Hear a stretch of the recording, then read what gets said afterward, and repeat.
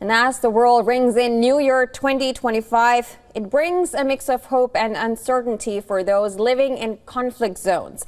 Now let's take a look at how people living in these areas celebrated New Year's and what they expect for this New Year 2025.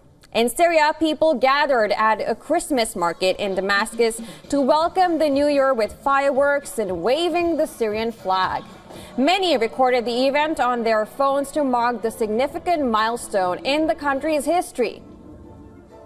The celebration comes just weeks after fighters seized control of Damascus, forcing former President Bashar al-Assad to flee, ending his family's decades-long rule.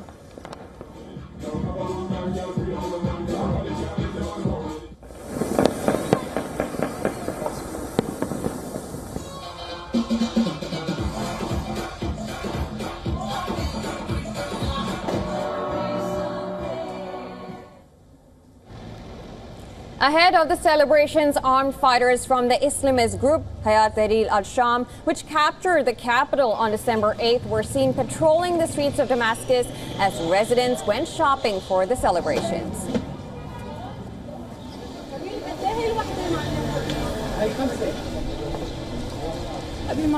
Because the situation is not stable, the young men of the area are spreading safety in the neighborhood, but there is still some fear. We still have some fear, maybe because we are suppressed with fear and are used to it, so it has not left us yet.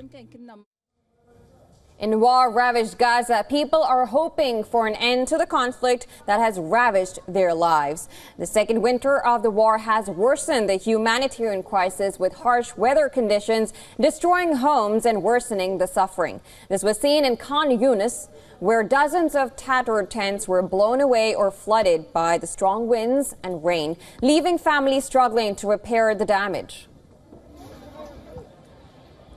Amid the ongoing conflict, Russian soldiers on the front line in Ukraine got into the festive spirit by decorating their military base for the New Year.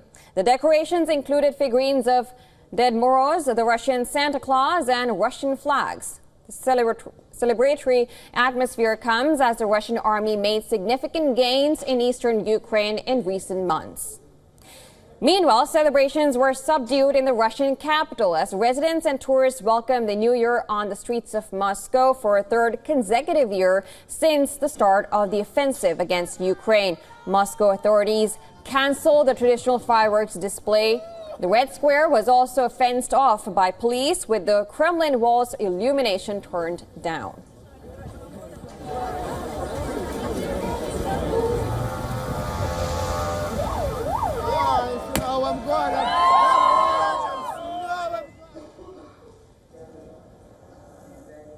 Amid the ongoing civil war in a small Catholic church in Port Sudan, hundreds of displaced Sudanese gathered to welcome the New Year with prayers and songs.